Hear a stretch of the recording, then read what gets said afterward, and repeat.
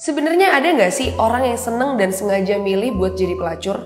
Dulu di Australia ada seorang Perdana Menteri perempuan yang bernama Julia Gillard yang bilang bahwa perempuan harusnya punya rasa kasihan sama pelacur.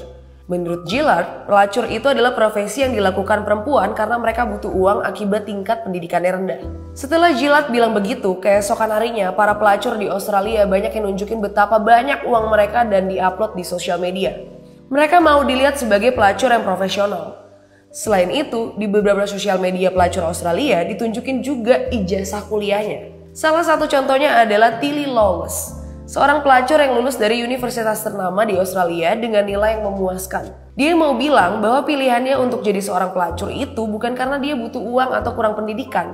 Para pelacur ini bahkan akhirnya nantang Julia Gillard buat ngasih tahu mereka harus ke institusi mana mereka nyumbang supaya perempuan-perempuan di Australia bisa punya cukup uang.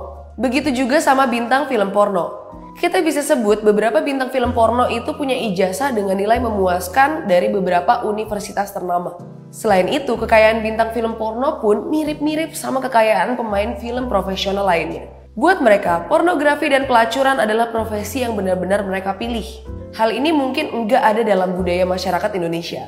Kita nggak nerima profesi pelacur dan pemain film porno.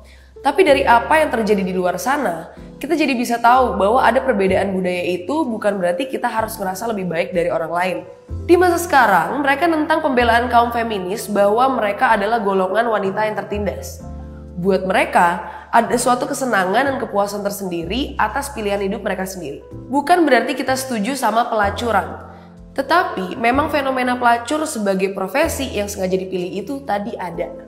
Nah, menurut kamu apakah seseorang itu harus dipaksa buat milih yang benar atau dibebasin milih apapun selama mereka bertanggung jawab sama pilihan mereka sendiri?